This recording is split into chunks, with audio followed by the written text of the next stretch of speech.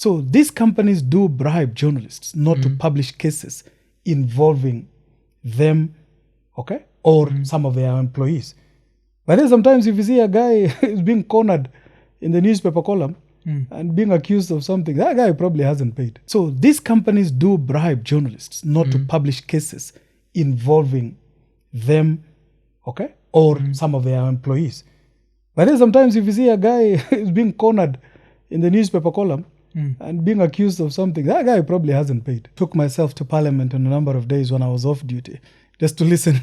Yeah. To listen. I sneaked into Parliament without the speakers. You know, those days you also need... the speakers? Yeah. You need to be accredited to be a parliamentary reporter.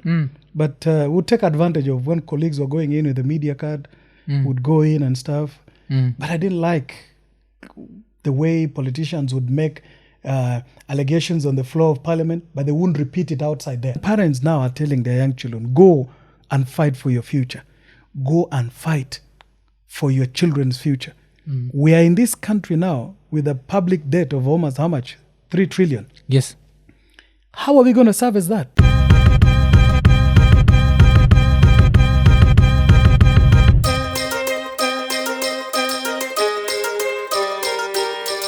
I just don't remember. I remember, like, there's even something you wrote about the First Lady. I was like, hey, Buddha Joe. What did I write? Ndio nashindwa. I remember. See, what I write is public. There's something uliandikaga juu ya First Lady. But sasa niko nakuuliza, nikitafuta hiyo First Lady, uko umeandika hii moja, this was on Wednesday, Tuesday. Ilikuwa the editorial hit job by the Nation newspaper, quote, reporter continues unabated. Alafu ilikuwa history ya Maxine. Alikuwa ni Maxine, I was pressured to charge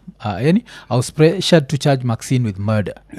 So what did you feel like the reporter got wrong for your story? Listen, for me, as much as I may be a media guy, a journalist and stuff, I call out even my own self. Yes. I criticize myself. Yes. When I make mistakes.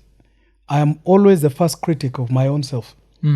Okay? And I extend that courtesy to colleagues and the profession at large. Yes. I call out journalists who, for a reason or two, for instance, make mistakes publicly. Yes. I have absolutely no qualms about that. Colleagues don't like that, I'm afraid. I also feel like sometimes it's not a good thing to do, but, you know, I keep saying the Lord's work must be done. There are some editorial pieces I read sometimes and I ask myself whether it is sponsored or whether, again, due diligence wasn't applied. The case of, you know, this Maxine Wahome, it's a murder trial that is ongoing in court, so we cannot, because of sub judice, we cannot discuss it. But again, when, like I've just come from court today, when you sit through the proceedings sometimes, and then you see what's been published, okay, in the newspapers, you wonder where the disconnects come from. And I think also one moment I said something and the judiciary ombudsman called me and said, Saddique, you've posted something would like to get more information about. And I mentioned that sometimes you have a gang of journalists who hang around the court corridors, you know, threatening litigants and lawyers, you know, with negative coverage if they don't part with money. I've seen it. Okay. I've seen it. They photographers there and court reporters or people calling themselves court reporters. Yes. Okay. Of course, they are licensed and they're accredited by Media Council of Kenya as court reporters. And you wonder sometimes where you sit through a case, you hear, you know, the pleadings from both sides, but what comes out in the newspaper is one-sided story. Yes. Okay. And you sometimes say, no, that is not how things happen. And I'm so glad now there are people who go to court and film the raw proceedings, okay, and dump them on YouTube. Yes. So it's no longer the processed court news, okay, that we now see. It is raw. Like, Mwaf, you go there with your camera, you film the proceedings for 2 hours. Yes. And then you dump the whole proceedings on YouTube. You let those who care to listen and follow it make their own judgment. And I have seen reports that have been previously written about this case that have also had the family of the deceased, you know, protesting and saying it is not true. Because also they are party to the case, they cannot speak about it. Okay? Sitting there, I can tell you, I dispute some of those things that are there. Because I sat through it and I listened to it, but then you read the newspaper and you're like, no, this is actually not the proceeding. So sometimes families are being encouraged to seek redress. They can go to the judiciary and complain that the coverage they have received is not favorable. They could equally lodge a complaint with the media council. They have a complaints commission that takes care of some of these things. But you see, some families already are too weak. They have been drained and dragged through the court process. And they do not want this kind of injustice. And by the way, sometimes you sit around and you wonder why a prominent case that has even been published by either the Director of Public Prosecution or the Ethics and Anti-Corruption Commission is not being featured in the press because it involves a very big person or it involves a big company. You wonder why. Because of the heaviness of that case. Why does it not get a merit mention on the papers? Have you ever wondered why? Why? I'm guessing the money. Juris pesa, as they call it. Money really exchanges hands. Sometimes even lawyers themselves instigate it. They say, please, just take this money. Do not put our clients on the newspaper. Do not put this story on television. We do not want negative publicity.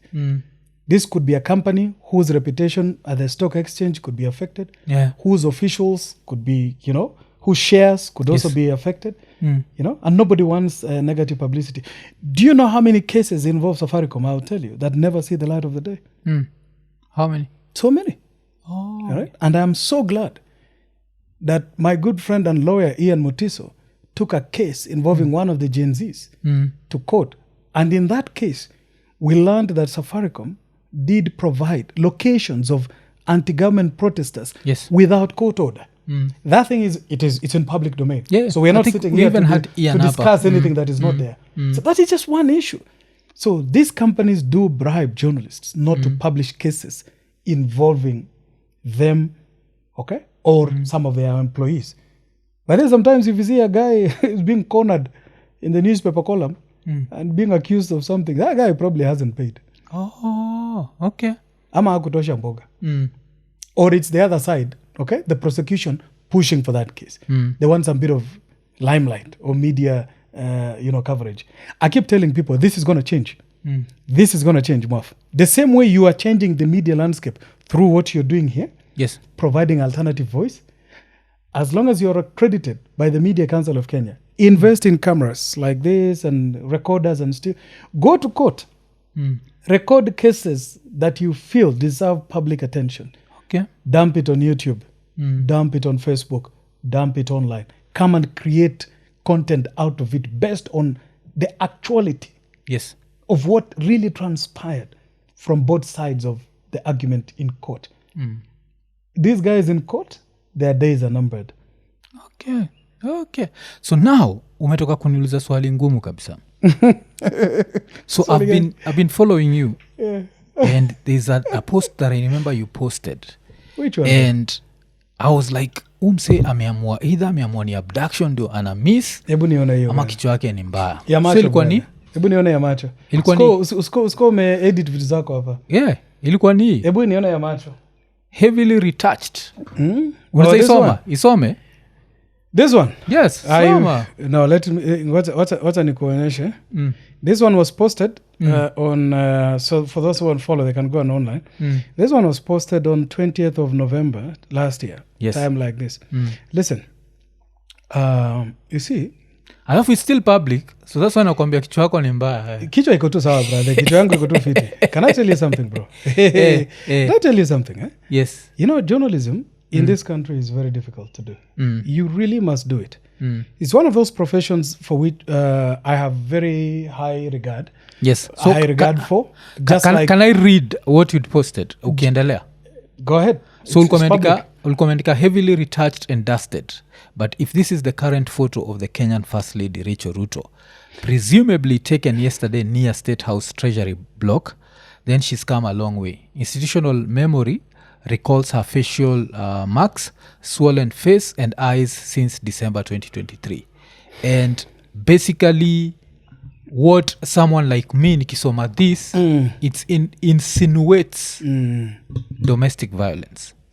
It's an interpretation. I am not responsible for how you interpret the thoughts I put online. I keep telling people what I put online are my thoughts. I am the original owner and author of my own thoughts, and I do not share thoughts with anyone else. Okay. I look at things the way I see them, and I offer commentary and opinion and fair comment based on what I know, what I have heard, what I've been told, okay, and what is publicly available. For instance, photos of the First Lady, the one you're referencing there. Yes.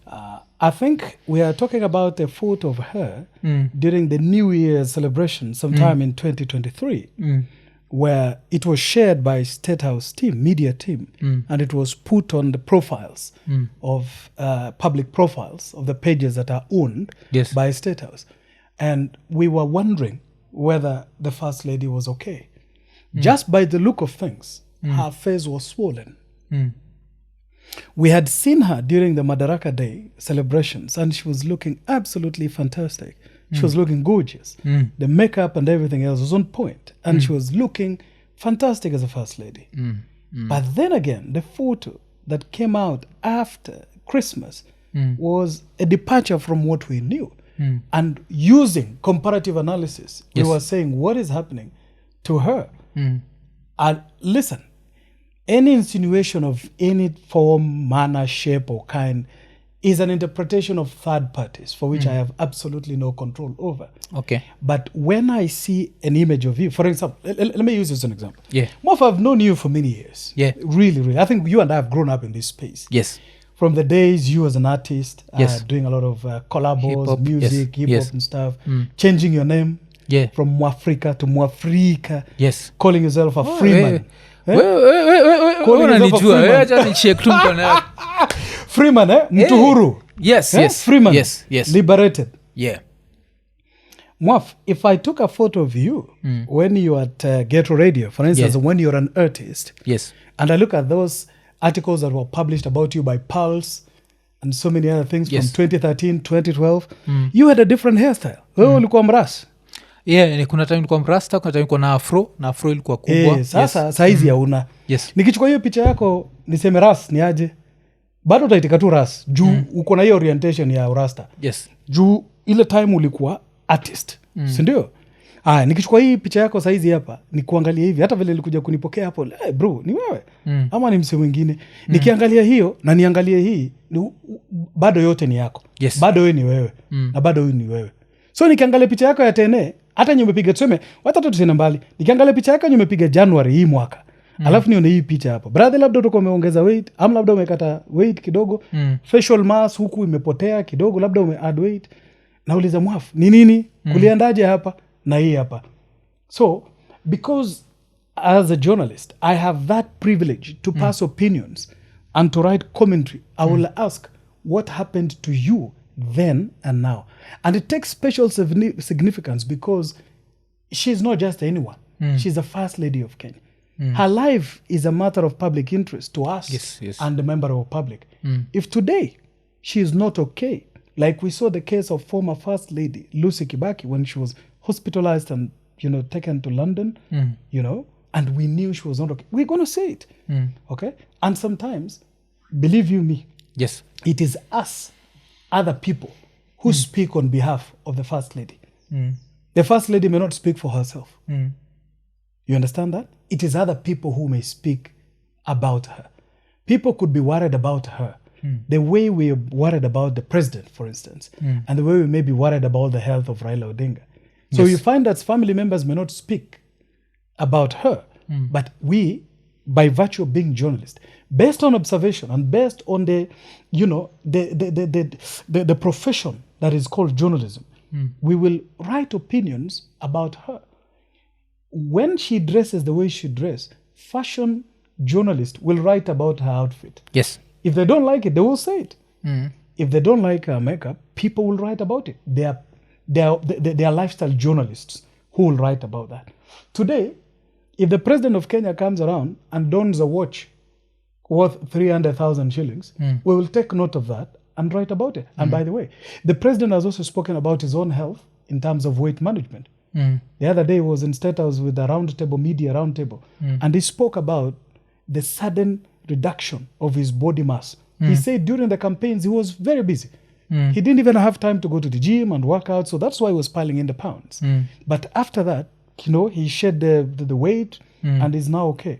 So you see, in that regard, we have the original jurisdiction, really, to speak about it. But I'm happy that you brought this up. And I want to tell you this, that it is other people who are speaking and who will speak on behalf of the First Lady, on behalf of the President, more than she can speak about herself and more than our own members of family can speak about herself. So that stays there. That doesn't go. And anything else about the First Lady and others? Wacha nikusome ingine. Hizi ni vitu zile niko na cheki nasema Saddique kichwa yake ni mbaya nini. Another thing ulikuwa umeandika ni Kenyan President Ruto called for a press conference to condemn gender-based violence and the killing of women. His own wife and First Lady Ruto was not in the press conference or the group photo taken afterward. Where's Rachel? Is she okay? Why is she hiding? And I'm there like, this guy, like, unajaribu kusema nini? Brother, wewe ndio umejiinterpretisha yako hizo vitu. Tukuitia watu wa Anti-Doping Agency of Kenya wakuja kupiga random test. Tuone kama unatumia vitu zingine yenye haifai. Unaonekana nimechizi. Labda kuna vile umetupisha hii network na usemi.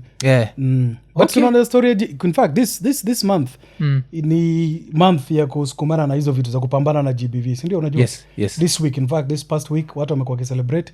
Na just to bring that element to public. Listen. If, for example, today we see a situation where people are fighting gender-based violence from very high offices, and we do not see leadership coming from there, there will be questions. And those are questions we're asking. You cannot preach water and drink wine. You have to lead fully. Ushaiambiwa hii njuti unaivulia njuti kabisa. Kama unaenda tu tackle approach nenda nayo. Unajua ile ball zamani. Ukiamua umecommit. Si unaenda na mguu mmoja alafu ingine umeacha nje. But no insinuation of any type. Okay. Ndio nasema tu like I'd say the reason why I'm asking you this is because it's open to interpretation. You don't say anything. I told you the way I interpret it, but umeipatia a whole different labda alikuwa busy by the way. Yes, alikuwa busy na vitu zingine. Understand? Anakuanga busy sana na vitu zingine. Umeona kuna a few things she does on the side. Story ya children, hunger, and so many other things that she does on the side. So there are days haizipatikana kwa kila event. So umeelewa? Kuna event zingine atapatikana. Hata president anaendagi zote. So kuna deputy anaendaka kufanya zingine. So it is the same way. Yes. So watu watauliza tu maswali. Ama ni mbaya kuuliza maswali msee? Okay, maswali zako zinakuwaga so I don't know what, ni multi-layered. Zinakuwaga very multi-layered and thought provoking. Unajua lazima ujiulize vitu. Yes. Lazima ujiulize. Labda kufanya course nyingine university ni haribu. Nilifanya course 2 naonanga kazi ni haribu kabisa. Yeah, so ni thought provoking because now the last one naenda kuuliza juu ya First Lady because remember you asked me. Umeikalia hiyo story leo. Yeah, the last one sasa. Umeikalia? The last one ni ili happened before the abduction started. So this one I was also like now coming to think of it I'm like damn. Kumeandika Kenyan First Lady Rachel Ruto. Alafu kamkuta alikuwa anasema prayers have stabilized the Kenyan shilling against the dollar. Then ukaandika beloved. Totally unrelated. What are they doing to her at State House Nairobi? Is that a fresh trauma mark on the left eye or a malignant eye irritation allergy reaction? And that. I'm there like Saddique anatakaje na sisi. Let me see that. Yeah, you see this photo? And I think when you're doing editing you can project this one so that the people the video, will be able so they'll be able to see that. You see the video here? Yes. You see, by the way, it cannot be hidden, right? You know, when you're an eyewitness, or when you're a witness, you really cannot fight with the power of sight. If your senses of touch, smell, vision, and hearing are okay, you are really at an advantage position to be able to see that. Where is you gonna specs, brother? Are you seeing clearer than me? Ama unaona mara mbili? Unaonanga msee na shadow yake ama unamuona tu hivyo moja moja? Sikuizi naona vizuri juu niko na specs. Bila hizi sionagi chochote. Ulikuwa sasa ukiona hivi msee huoni shadow yake? I can still see their shadow. Wewe unaona mbali? Yes, nikiva specs naona everywhere. Unaweza soma number plate ya gari ikiwa mbali hivi? Yes. Ama mpaka ukuje karibu ndio uone hivi? kama niko na specs bila specs lazima nikuje karibu msee akikunyang'anya hiyo specs huwezi ona poa uta squint so unaona macho yako na yangu ni tofauti yes mimi nazaona hii kitu bila specs na wewe lazima uvae specs ndio uone sasa si unaona our points of view ni tofauti and it's the same thing with my thoughts they speak so it depends na mahali wewe huko unazaona tofauti but you can actually see that there is something swollen in our eye and you can see this one is very different from the photos that we have of her publicly available okay we used to cover her akifanya cycling and stuff around town we didn't see this mark so this mark is that but it could be allergy don't you have allergy sometimes inaweza kuwa food umekula lack of sleep ama labda hizo manyuki hapo State House najua pia inaweza kuwa imemuuma so unaona hapo kuna miti mingi hapo State House hapo nje by the way so hapo tuna stretch sana nasema tu kwa mfano wewe hujaiumwa na nyuki sijaumwa kwa mjengo brother hujaipigwa na ile wasp hapa hivi kidogo hopefully sitaumwa na nyuki hujaipigwa na wasp hapa change cologne brother alafu pika boreta msiku moja change cologne nenda isli buy cologne moja safi kitu ishainipata ni alafu ende aboreta hapo ama Karura Forest kuja umejipiga hiyo nini hapo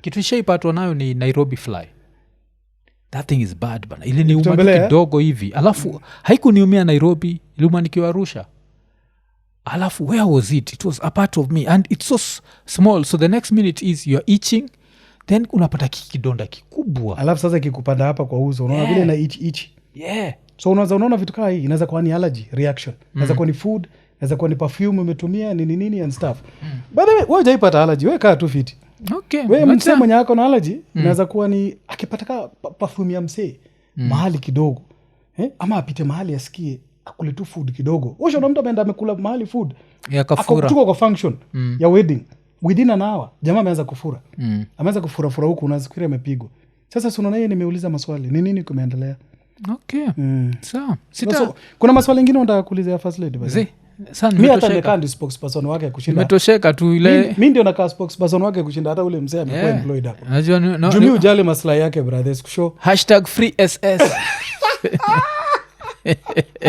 mimi ujali maslahi baadaye mimi ujali maslahi ya watu wote so but wacha nikuuliza vitu kadhaa personal Saddique Shaban very coastal name so wewe ni mswa coast born and bred pia no hiyo swali mwafu unajua mimi sifanyangi hizi podcast kujieleza najua private guy najua that's why like kitu moja lazima niseme in fact hata leo umenipata aje baadaye kunialika hapa Jumi wasifanye hizi vitu si ndio kitu moja lazima niwapatie credit mimi na kamera kwa nyumba niko na paka na mic wacha niwapatie sijipigangi podcast wewe na Onsarigo na I think Obuya na nani tena Alanamu asanteni sana like unajua apart from being journalist you are our heroes yes you are our heroes to a certain point I don't know come to understand you are not just journalists like you guys were journalists and there's something extra that used to happen back in the days we're just ordinary guys you're just being generous you're just being generous mimi nikikaa chini na nyinyi hapa nakaa chini kama someone who respects your craft and also respect you na pia na someone who's a fan I don't know if that makes sense so asante sana so kiingia kwa inbox yako utapata nilikuwa hapo kaa group iko Saddique sitoke hapa area unashindwa ni aje umse Ikonini so na cheki unacheki kiti nimekalia ni very comfortable and saizi kuna vile tume upgrade studio so kama hapa kwa studio utapata kuna vile kuna like different cupboards and the furniture just looks really good and that's courtesy of Best Furniture. Best Furniture wako located wapi? Wako located along the Eastern Bypass next to Hopkins Hospital. Alafu apart from kukumekia very good furniture, another thing that they do is you can pay on delivery. So unangoja nini? Majuzi na kungalikisema that I've been getting busy lately so ilibidi nibaki nime upgrade kitanda and all I can say is hiyo kitanda hujai kuja na soundtrack hutasumbua watu so changamka jo Best Furniture jo cheki ule studio ni ya nguvu unacheki and ukibaki reach out to Best Furniture usisahau Ikonini is the guarantee cheki gira inaitwa Ian squeeze one haikai uncomfortable na ule nakaga iko comfortable mbaya Best Furniture Ikonini. One thing I'll tell you again not you see we choose who to engage and who not to engage yes also you look at who you're talking to okay because sio koba it's not that by the way I'll tell you something this is what I've learned over the years this profession has taken so much from us yes Mwaf, that we now trying to take we need to reclaim what it has taken from us. Okay? For some of us who began this profession when there was no social media, when all of this social media was, in fact, there was even Google came and found us here. All right? We were still using Hotmail and Yahoo those days and stuff. When you're on air, for the years like me, I did like 8 straight years being on TV almost every day at a young age. Do you know how much I lost as a person to privacy and stuff? It's like the public own you. Ukienda mahali everywhere, everybody knows you. Lazima ubongesha watu nini. So that aspect of you having your life as a young person, okay? Ile ya kwenda huku kufanya tu vitu za watu unataka kufanya ukiwa hiyo age ya ma 25, ma 26, ma 23 hapo akunaga, ilipotea. So sometimes you find yourself that we are older than this social media. We know what publicity is and what publicity isn't. Publicity is like a gun in a policeman's hand. It is only good when the barrel is facing the other side. Yes. But when the barrel is facing you, the barrel of a gun is facing you, it's game over. Yes. So what we have learned over years is to keep our lives private. Keep everything under wraps. We don't talk about ourselves. We don't talk about our families. We don't talk about anything private about our lives. And it's not that we do not have it. Yeah, I know. We try to keep it completely because it's not relevant. It is not, you don't want to bother people with so much things about you. The things they want to do, things you want to do and talk about professionally, you will put it out there. Yeah. You know, so the thing about this podcast, and I tell you, I turned up because it's you. And I've known you for many years. Yeah, and I've seen the craft that you have done. Yeah. People used to call you a mad guy. You know that, right? The things you used to say and the envelope that you were pushing. Mwaf, you were redrawing the boundaries and saying things people thought, guy, are you okay? Yeah. And seeing you do this now, bro. You know, you're speaking to an... Mi mpaka leo nashinda, are you okay? Two of a kind. Chapatana. Yeah, chapatana. Time yangu yako kadredi sasa. So we're trying to get back what this profession took from us. You can choose what to share and what not to share. Okay. There's a very thin line. You can decide to be an exhibitionist and share everything about your life, not upa uko nje. And then you find that you cannot handle the resultant stress. Okay. And repercussions that comes with it. That you have no privacy, you cannot protect your own people, your children, everyone is public. By the way, make no mistake, you could be the only popular person in your household. Yeah. Others are very private individuals. Yeah, me personally nakuaga hivyo. Like I'm the only... They don't even have social media accounts. Just because you're a popular guy doesn't mean that you have to expose your children and everybody else. Yes. Okay. Unafungulia mtoi account ya IG, ya TikTok, bro. What if that wa 2 years old ameandika hapo managed by imeandikwa like ati my dad is the best. Kamtoika kwa hapo atakajui what's happening. What if that child does not even like publicity? Or what if that child want to grow up and do a profession that is so different? You are actually ruining that child because everything about that child is already online. Yes, mtu anaanza kuja hapo ana realize kumbe alikuwa popular kutoka kitambo, hana privacy. Juu kila kitu maisha yake yote diapers amezaliwa, kila kitu iko online. Unaenda live bro, vile unabadilisha mtoto diapers, sijui leo we are going here. Yeah. So this is a new space that has come. Yes. So the difference between me and others, and I really respect the choices that people make over years, absolutely respect, is that we choose not to share personal information. So you tell me, what do you want to ask me about it? Okay, niko nataka kujua kawe ni msewa Coast, juu jina yako because it's a very unique name, but so I'm a Muslim. Yeah. I'm a Muslim, right? My name is Saddique Shaban, but I don't even come from Coast. Oh, okay. So I told you something I haven't told people for a long time. It's going to go mainstream for the first time. It's been my weapon for many years. Sasa utaki tu kuongea na watu na story mingi. Naambia msewa Coast wapi? Inakuwa ngumu. Sikuchu sasa ni wapi? Mshomoroni. Huko siwezi rudi bro. Ama dongo kundu. Akwa dongo kundu. Dongo kundu hiyo jina brother. Hiyo jina waga ni serious sana. Ambia kutoka Kilifi. Majuzi nilikuwa coast na nikapitia hiyo dongo kundu and I had to joke about it. I was like umeona vile size imetengenezwa. The engineering is so good. It's very beautiful but the name is so ugly. Alafu trained teacher. Ulikuwa nafaa kuteach opinion pia. Yeah. Opinion. Interpretation. Yeah. Trained teacher. How did you know I was a trained teacher, bro? Si lazima tu research kabla ukuje jo. So ulikuwa nafaa kufundisha nini? English and literature. Oh, English and literature. I'm actually a teacher by training, you know that. Yes. Right? Yeah. Did you actually teach? I went for teaching practice. Yeah. Because it was mandatory before you get your degree. So I did the Bachelor of Education Arts in at Kenyatta University. I loved it though. Yeah. Absolutely loved it. And one of the things that I loved about it, and I think which has played a good role, it helped me, was literature, African literature, reading and doing criticism, literary criticism. Okay? Helped me quite a lot. So if you see some of my thoughts online, it has bearing on what I studied. Okay. So I'm work of art. Like sometimes I call myself an artist. If it were not for art, if it weren't for this job, I'd be a comedian, right? Oh, you ought to be. I probably would have been a comedian or a thespian. Because I used to love acting very much. Very, very much. I picked up, when I was in the university, I picked up where Nyambande left off. Oh, okay. With more act and stuff. So love it so much. Oh, so bado unaweza do moi? Tumechoka siku hizi. Jana tumekuwa wazee. I can't do the impression. You're really good. I can't do the You're really good at it. You should have asked Nico Dhiambo's here the other day. You should have asked him to do it. I can't do the impression. Unaweza do? Your moi ni perfect. Like anyone will tell you it's perfect. I couldn't do the impression, but I used to love it. I used to do it many years. Again, it was part of, I was studying literature. So acting and, all of that was integrated as part of the course. So that is what I used to love. So if I leave this job today, I'll probably go back to class and teach. Yeah?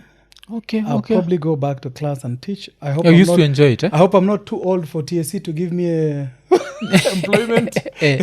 But I'll certainly go for a refresher course, probably some bit of postgraduate diploma, and put myself back in class. But I enjoyed teaching. Absolutely enjoyed the energy between the students and the teachers. That is what I loved so much. And journalism isn't far off from there, because it's also about fieldwork. So from trained teacher to journalism, how does this switch happen? Is it accidental? Is it intentional? It was absolutely by mistake. It was by mistake. Would you believe it? How I got this to enter in journalism was really by mistake. One time, during the Kenyatta University Culture Week, yes, it must have been 2004. 2004. Traditional mic close 10. All right. So one time during the Kenyatta University Culture Week, must have been about 2004, the master of ceremony failed to turn up. He was delayed somewhere. And the vice president at the time, Moody Awori, was around. A chief guest. Okay. So he was coming in, and then the MC wasn't there. So one of the program coordinators there had seen me do one or two things around acting in college and stuff like that. I used to be the group called Kenyatta University Traveling Theatre. So he shoved the microphone and gave me a piece of paper that had a program in it and told me, start calling out items number 1, 2, 3, 4, and 5 in that order. Don't say anything. Don't do it. Just say, next on stage is this group. Be quiet and wait for them to finish their act and then call another one. I did that. And when the MC came after I'd done 1 or 2 presentations, those guys told him, no, ngoja kidogo, sasa wewe umechelewa. In the audience, there was a gentleman there, okay, who was also an alumni of Kenyatta University. Yes. And he was working with KTN at the time. He saw me, and I think he loved my confidence very much. I came to learn later that he played a very key role in ensuring that I get invited to do a screen test at KTN. Okay. And that is how I got headhunted. Straight from college to reading news. So again, this this acting thing gave me life. So that is how I got into journalism, by the way. It was purely by accident. Walisema hii kerere yako hii hebu kuja nayo hapa. Inaweza kuwa ni mzuri wewe kwenda kutafuta news huku kidogo. Of course, the mentality at that time was that they needed someone with instincts. Yes. Predatory instincts, so to speak. Mtu ambaye anazungumza na watu, unazaenda ukahoji watu, ukafanya nini. So that is, I think that is how I portrayed myself during that time. Okay. And then with people, was 10,000 guys there in front of a crowd, and then you're not shaking, you're confident. That is how I got this job.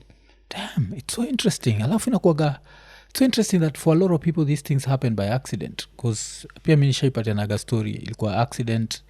Tuko pahali, it's a music performance. I think it was K1.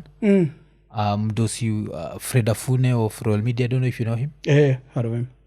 Tells me we are starting a new radio station, and that's how I ended up on radio. But it was not something nilikuwa nimeplan. So it's everything will happen by accident. So you have to be out there, put yourself out there. So talent versus training or papers working for you. Yeah. So I'm now on my talent side.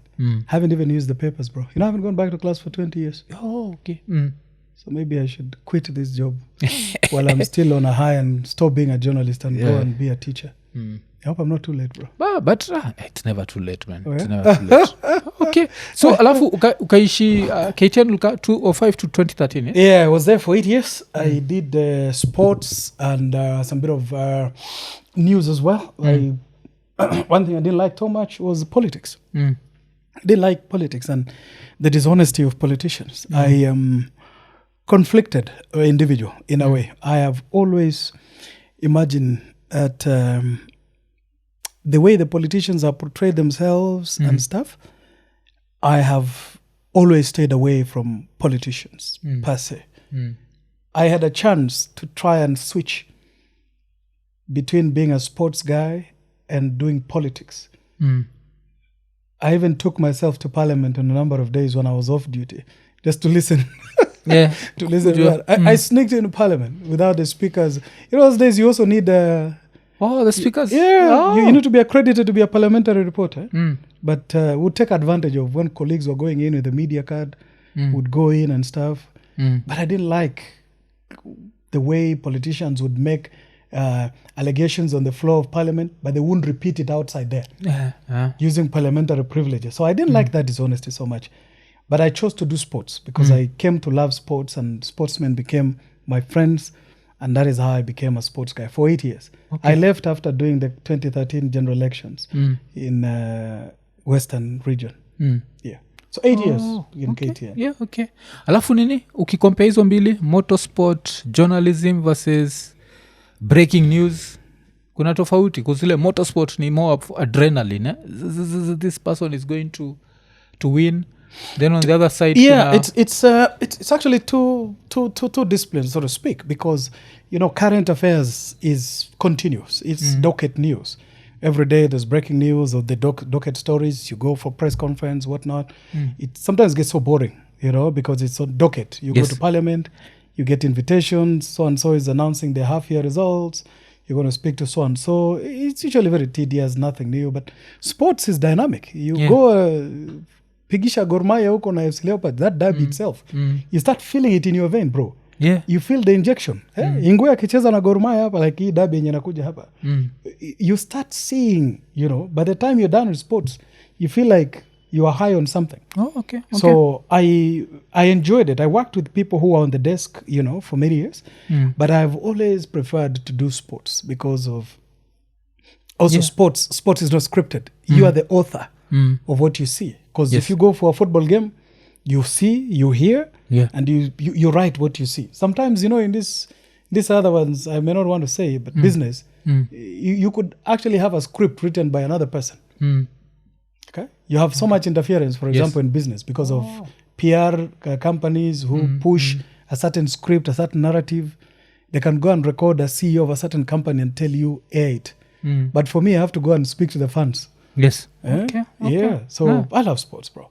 Okay. Yeah. And Ben, I think I didn't ask you, as someone who's been like umekuwa involved in history ya motorsport, ukiwa kwa highway, there's never that temptation to kanyaga mafuta?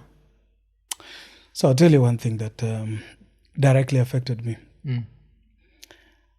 I avoided buying fast cars. just as a direct consequence of the training there. Not that I couldn't afford. I'd rather. And for the record, amekuja with that's a fast car. No. But sitaitaja, but tuendele. It's a fast car. It's fast, alafu ni dangerous ikiamua ku-roll cause of center of gravity. But it's a fast car. It's a fast car. Yo gari shiny pitaga nko. Listen, bro. Listen. You'd find me with a 30-year-old relic driving on the left side of the road.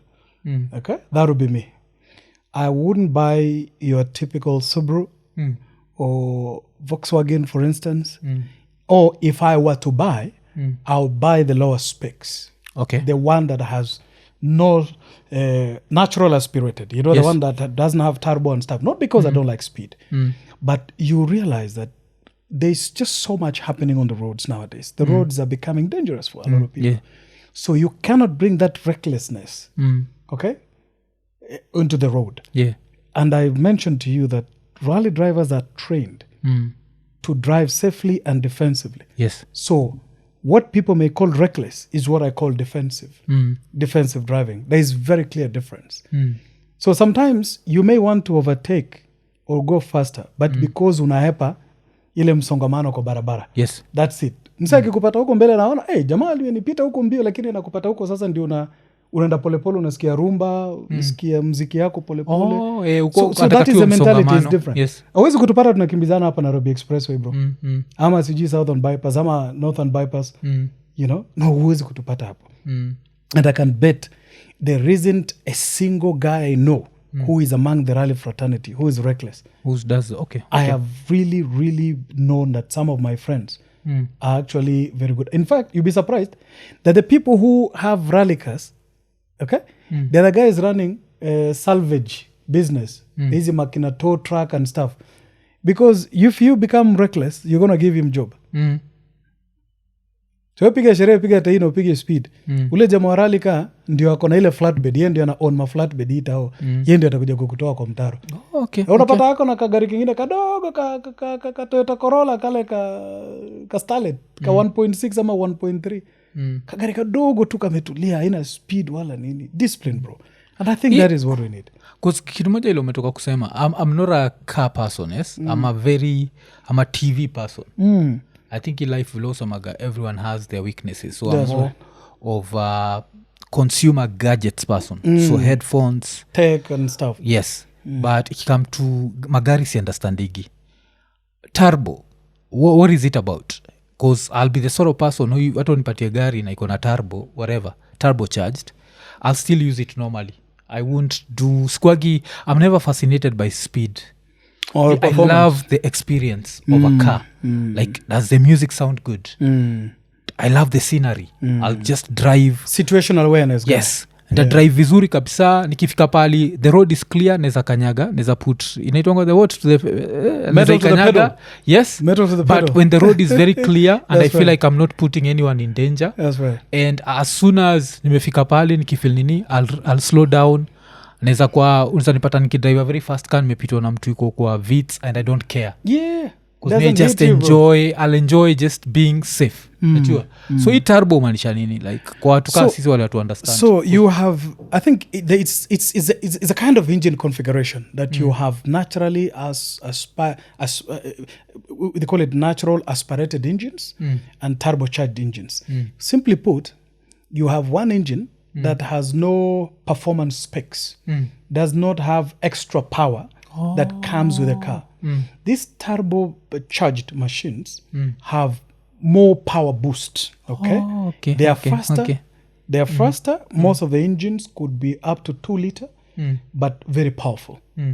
So in terms of performance, they are faster. Okay, and they give you the it factor when you drive it.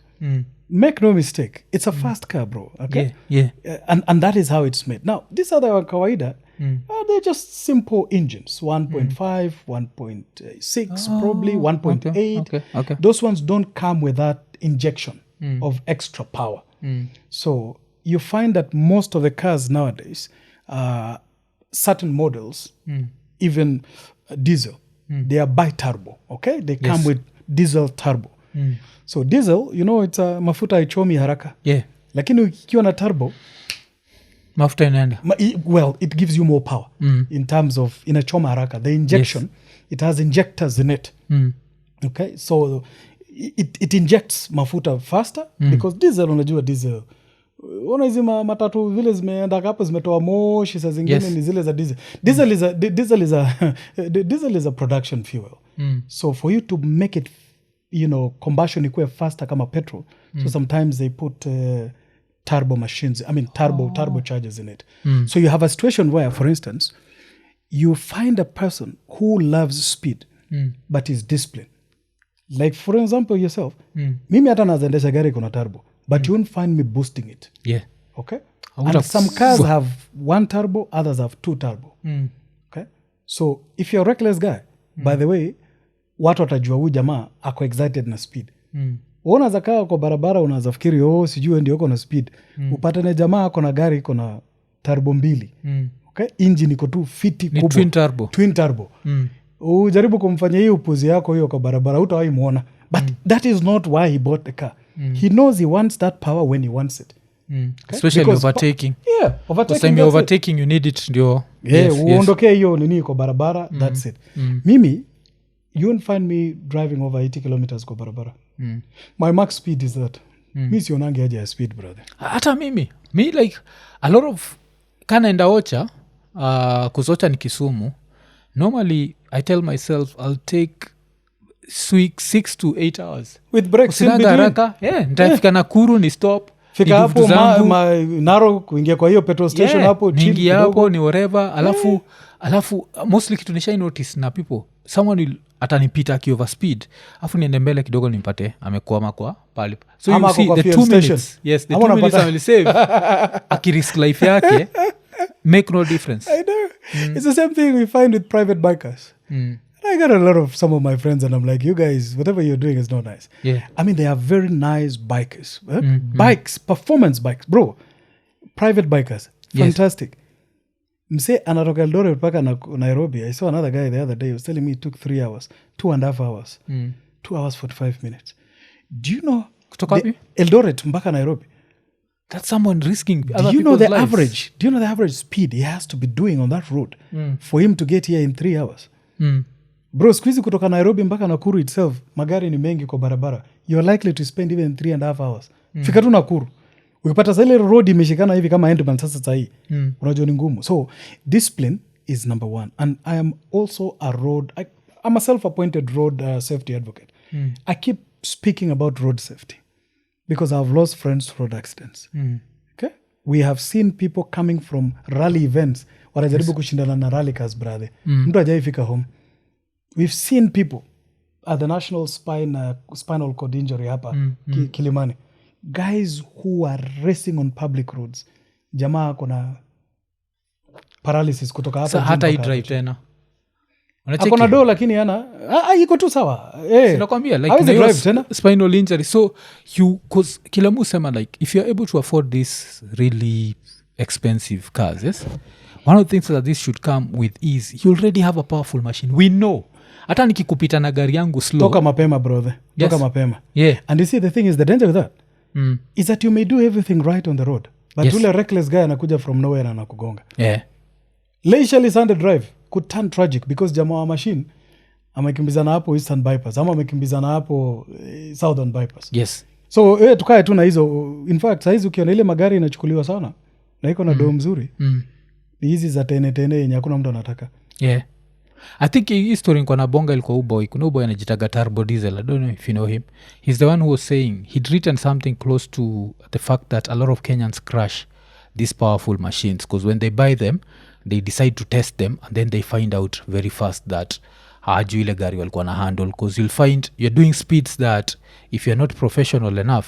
I'm trying to look for that post of his, but I remember seeing that post and I was like, this makes sense. He was saying watu wengi, especially wale wametoka from a slow car to a very fast car, they'll crash their car super fast because they underestimate its power and they want to show off. And they have no discipline on the road.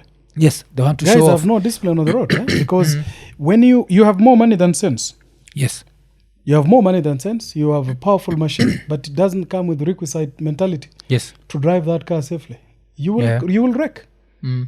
Na vile tunaenda hii December sasa, ngoja uone jamaa anapeleka hizi magari wamenunua hii mwaka. Yeah. Nairobi, amepitisha Nairobi hapa, sasa anapeleka ushago. Alafu unajua ego, because utapata mtu kama huyo, let's say someone has a powerful machine, alafu apitwe na a car that's less powerful, they feel like ego. Ego will make you. Niliona jamaa mwingine juzi na Subaru kwa barabara. By then ameandika nyuma, if you overtake me we race. Oh, yeah. Kuna jamaa kuna Subaru hita wanatembea hivyo. If you overtake me we race. Hiyo inamaanisha nini brother? Wewe mtu anatafuta kifo. Sasa wewe ni mtu wa kudeal naye kweli? Hiyo namwachia tu, because Subaru or another interesting car. Subaru I think nonaga when it advertises itself, nikiangaliaga like when I put switch on my VPN, and I watch like I'm in America. Account based in Russia. Unajua hizo ukiwasha Subaru anashindaga hapo like voted the safest car in America. You know, that's in Kenya. Subaru is voted there. I think the insurance companies in Kenya who do not insure Subaru cars. Yeah, they said it as much that it's too much of a risk, and they're not going to shoulder that one. Because the average Subaru driver, the claims are too much, too many. Okay, you buy a car within 6 months, the car is written off. Yes. So what happens if you get claims 10, 15, in three months from the same type of cars? Yes. And also look at the demography. It's young people. Young guys who have made their money, probably doing business and a few other things. They have performance engines, very young people. Probably, and I'm going to guess, less than 30. Yeah. Less than 30 years, this group of young guys who have money nowadays. Someone has latest range of Audi, Mercedes Benz, for instance, or Volkswagen. Performance engines. Yes. But within a year, he's wrecked 2 vehicles. What's the fun in that? Tutembee brother. Tutembee. Tukue hikers. Come tutembee tukue hikers. What's the fun in that? Like, because we safety kwangu ni kila kitu. Ikonini, nimeinterrupt show kukuremind juu ya LemFi. Kama uko US ama Canada na unataka kutuma do Kenya, register kwa LemFi ukitumia promo code Ikonini. Hii itakuguarantee $20 cashback on your first $100 transaction. Alafu pia time una register, make sure umetick the 2 check boxes za notifications ndio ukireceive info about amazing offers through newsletters. Na pia usijali, LemFi hawatumagi hizi letters za, yani unajua like messages za kipumbavu. Pia usisahau, every time una transact $50 and above una earn points. Na the more una transact, the more points you earn, and you can redeem them as cash ile time unatuma pesa. Alafu pia kitu nanibamba kabisa ni saizi ukitumia LemFi unabaki umelipa pay bills na till numbers directly. That means unabaki umehandle bills za maparo wako ukiwa hizo maside za States ama maside za Canada. Alafu pia we mwenyewe as a LemFi user baki umetafuta ile button imeandikwa get USD $20, ubaki umeinvite mabeste zako, na ukiinvite mabeste zako on their first $100 transaction unapata pesa ngapi? $20 cashback. So unangoja nini? Baki umechangamka, ingia LemFi. LemFi, international payments for everyone. Ikonini. Alafu pia another thing, biju yako uko very vocal about good leadership and governance, yes? Kwa nini una feel these are like the most important things in a country, especially come to politics? You see, Mwaf, one other thing I have consistently said is that, you can't be a fence sitter in this country and expect things to go right. Yes. You can't, you cannot leave the destiny of this country in the hands of other people. Okay? And you feel that you're not affected. It's like being in a public service vehicle in a matatu. If the driver is reckless and you don't speak out, all of you are going to crash. It doesn't matter whether you're seated at the back, in the middle, or in front. Yeah. It is the same thing, with this country, that if we have bad governance, okay, and bad leadership, we're all going to get into trouble. And this one stemmed from my own experience covering Mr. Mwai Kibaki when he was alive. We saw elements. He used to be called a fence sitter. He said other people are running government. The president wasn't running government. Yes. And we got into all manner of trouble, because there was no hands-on person. I have also seen the promise of good leadership because I'm a widely traveled man. I am lucky to have traveled around the world and Africa extensively. And I have seen other countries, that have done so well for themselves because they prioritized good governance, and leadership. And this is what I am passionate about. And I am always uncomfortable when I see people not taking interest in what is happening in this country. Yeah. Madhe siku hizi wanaambia Gen Z, tokeni mwende maandamano. Mwende mpiganie huko nje. Juu sasa baba yako amekaa hapa amefanyia gava 40 years na hana pension. Tutawalisha na nini? Utapata wapi pesa ya school fees na mambo kama hayo? You see, even parents now are telling their young children, go and fight for your future. Go and fight for your children's future. We are in this country now with a public debt of almost how much? 3 trillion. Yes. How are we going to service that? It's ballooning, Mwaf. I think it's higher than It's higher than that. Go what? See, I just covered 10. It's 11 trillion. Yes, now. yes. So the deficit between the last government and this one is 3 trillion. Yes, okay. So 11 trillion. We are paying for Nairobi Expressway for 27 years. Add 27 years to your year now. By the time you're done paying for that, your child, for instance, even if he's born now, is going to be 27 at the time. All right? So look at matters like this. If you think it doesn't affect you now, you go and look at inflation and see just how much, the cost of living is becoming difficult for a lot of people. Jamaa anasema mimi sifanye kazi, kwa hivyo mimi sikatwi pesa ya mshahara ile pay, mimi niko tu sawa. Hata affordable housing mimi sikatwi, nyinyi ndio mnakatwa. But that's not the end of conversation. Yeah. Okay? Because you have this taxation that affects all of us. Jamaa anasema hivyo lakini pia ajui pesa ya mafuta, fare ikienda juu, hapo ameongezewa kuna ka tax hapo. So the point I'm making is being a journalist and seeing that this country being a sleeping giant, we have so much potential.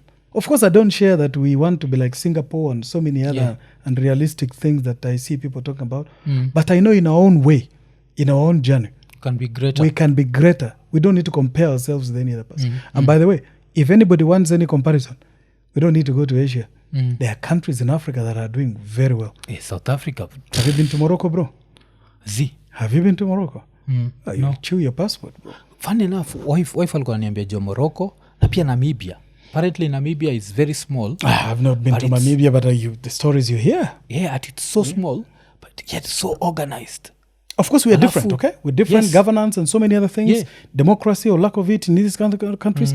But you cannot imagine, for instance, why we keep getting bogged down by this thing that we were like Singapore. We were like Indonesia.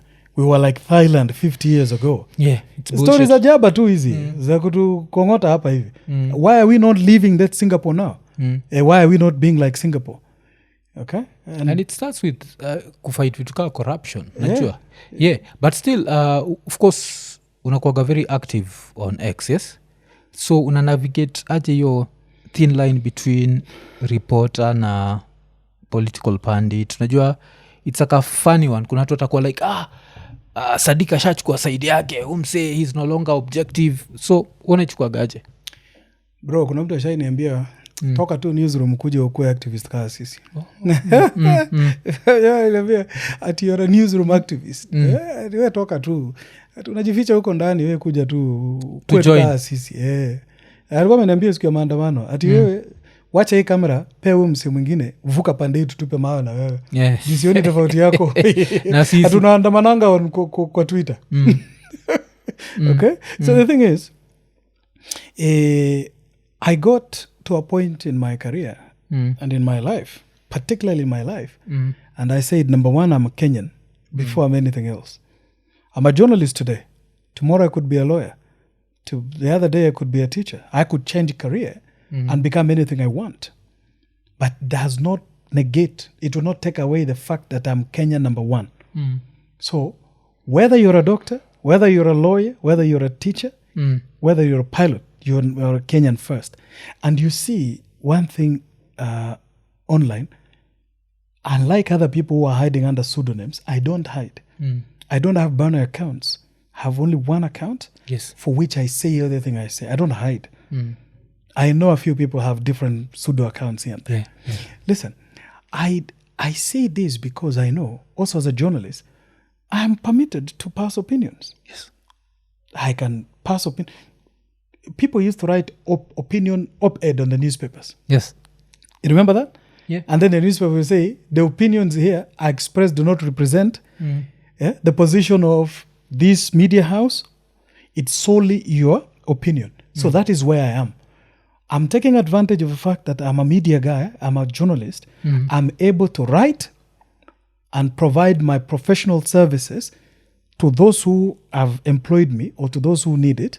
Okay? While being a journalist in my own right, yes, I will also speak about things that will not make it on television and things that also affect this country. So two things can coexist at the same time. I can be a journalist who writes about my works, and my works are not biased or not laced with bias in any way, because whatever I do has layers of approvals. Yes. Okay? The work I do has people like 4 or 5 looking at them before it goes on air. But my thoughts are primarily mine. Yes. They flow through my mind and terminate through my fingers and end up online. Okay. So two things can exist at the same time. Wewe unaweza kuwa msewa podcast, unaweza kuwa pia rapa, unaweza kuwa pia mwanabiashara. Yes. Si ndio? So unaweza kuwa kila kitu. Bila msee kusema mwafu, "Hey bro, hii ina affect business yako ni aje?" Wakati wa business ni kando. Wakati wa kuja kupiga podcast ni kando. Because maoni ya wetu unakuja hapa does not represent you. Si ndio? Sina maoni yetu. Yeah. Okay. Ama unaonaje mimi nimekuwa active sana ni Inachoma? Zisi feel hivyo cause pia I think the fact tunaishi kwa hii age ya digital tunaonaga like other journalists in these foreign countries do the same. Acheki. For a very long time tuko tunambua a journalist has to be neutral, has to be what. I think Christian Amanpour once covered that. She said, I don't have to be neutral. I just need to be truthful. Truthful, yes. That's history ya neutral inakuwaga ni objectivity. Hiyo it's a matter of subjectiveness. Yes. Wachia watu waseme vile wanataka. Alafu sasa ukilook back at career yako, is there one story whether sports ama even political that unakuwaga most proud of? Of course one of the most profound umetoka kubonga juu yake ni post-election violence. That's not pride, that's more of profound. Yes. That's a dent, bro. We should never have gone through that. Listen. Yeah. I am happy to have done a couple of things over my life. But one thing I never did stories to win awards. Yes. I disliked that kind of approach where you do stories because you want to win awards. Yeah. I have heard stories that I have done. I never submitted them for awards or considerations. Yeah. But one of the stories that I remember,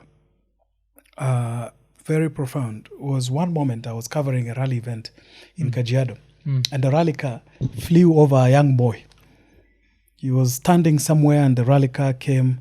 I belong to a gentleman, a good friend of mine, is called Hinga. So they lost control and the car rolled over and then it almost landed on top of this boy. The car flipped over his head. The young Maasai boy, uko mahali panaitwa Maili 8 Kajiado, on your way to Ilbiso. So we did that boy story. There was a gentleman that had filmed it prior to our arrival. So when we got there, because we were on this other side of a cliff, so another photographer, another cameraman captured got that. it and then shared with me. He told me, Saddique, since you are here, you can put this one online and on air. So I got that story. But we got there while these guys were still trapped in the car. So we got them out, and this boy was shaken. So, listen, we became friends with that young man. And I've seen him grow. I think he got married the other day. Ule gari liruka juu yake. Yes. Yeah. we even became friends. Okay? We became friends. The family of that young man and the rally driver became good friends.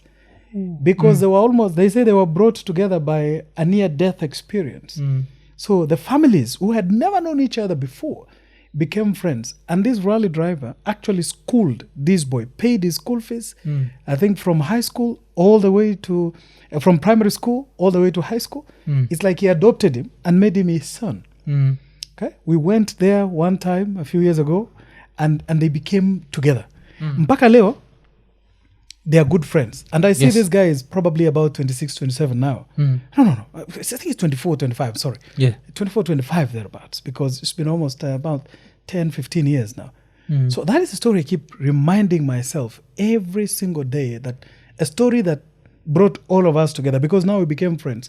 What would have been a tragic moment for me to report on air has turned out to be a lifelong friendship. That's number one. Number two, I did a story in 2007 about how Kenyan athletes didn't have a bus. The way when they were going for training, preparing for major events, they didn't have a bus. I did a story of how they were squeezed in a matatu. This story had an impact because it went around the world, and people in South Korea saw that story, and they said it was a very special story for them because 2007 World Athletics Championship was held in a place called Daegu, South Korea. And they got the rights in Mombasa during the 2007 World Cross Country Championship. So they donated a bus to the Athletics Kenya and said, one person told me, it's because of the story we saw that your athletes do not have a bus, a national federation does not have a bus, and based on the story that was done, they have donated a bus. If you go to Athletics Kenya today, you're going to see a Hyundai bus parked outside Athletics Kenya offices. So I go there every day and I say my story impacted this good donation, from 2008. And by the way, that bus stuck at the port of Mombasa for almost 6 months because of post-election violence. Oh, damn. Yeah. So, I mean, I like stories like that. Small stories. Yes. There have been so many others, but those two stand out for me. Very impactful. Yeah, yes. I love those. I would die with those ones. Those ones, for my small contribution, I love those kind of stories. I can relate to them. I see them every day. And I love those kind of impacts. Of course, there have been so many others. I've done stories here and there, but there have been so many. But those two, I love them because of the human nature and the impact I have seen. It's lifelong. I keep seeing it every day. It was not a one-off thing that we just did and then ikakufia hapo. It's something I can see every day. So I love those moments. Of course, there have been moments like post-election violence and a few others where I've been roughed up in the stadium by watu wa Gor Mahia and the FC Leopards. Gor ulichapa kwa nini? Tuko tuna lose. We were losing, eh? I'm assuming we were losing. Gor 2006 Gor ilipigwa na Kangemi United hapo City Stadium, bro. Tuligongwa. Tulikuwa roughed up, kamera ilichukuliwa, tripod tulipigwa nayo kichwa. Okay? Referee alipigwa hapo. Mafans walishindwa. Gor ilishindwa dakika ya mwisho. Unaona ile dying minutes. Kona ya mwisho, bro. Gor inashindwaje kona ya mwisho? Kona ya mwisho. Kwanza walikuwa wamesema time ilikuwa imeisha. Referee aliongeza time yake. Hizo matime wanasema ni Alex Ferguson. Ndio hiyo sasa. Bro, tulipigwa hapo kwa kiwanja. Vibaya sana. Mimi rewind Gor ilikuwa ni hii wiki wali lose 1-4 eh? 4-1 pigwa na Bomete. Bomete tatandikaje bro? Gor? Endeni muoge. River Nyando. Mwende muoge kwanza, mbadilishe nguo alafu mrudi. Hiyo yenyewe haiwezekani. One other time I went to football hapo Kangemi. Unaona hapo Hope Center Kawangware. There used to be grounds called Hope Center Kawangware. Sometime in 2006-2007 kulikuwa na team ya Super Eagles ilikuja Kenya. Ilikuwa inafanya Super Eagles came to the country. I think they were preparing for the World Cup in Germany 2006. So part of the things they were coming to do was to do their training camps away from Nigeria and other countries. Bro, I was on TV covering that team. So I said one thing. Nilisema, kesho team ya Super Eagles ambayo iko na mabingwa kama vile Obafemi Martins na wengine watafanya mazoezi katika kitongoji duni cha Kawangware. Katika uwanja wa Hope Center. That's it. Bro, nilienda Hope Center the following day, I was roughed up. Unahitaji hii kitongoji duni? Kibira ndio kitongoji duni. Wewe umeona hapa kitongoji duni aje? Damn. Rupigwa makofi, bro. Yawashwa makofi hapo na vijana mtaani bwana. Na waliambia usiaisema hiyo kitu kwa TV tena. Usiaita hii mahali kitongoji duni. Ite chochote like this. Unaona? So kila journalist anakuwa na moment yake. Ukimuuliza atakushow vile tumepigwa huku pia na mafans.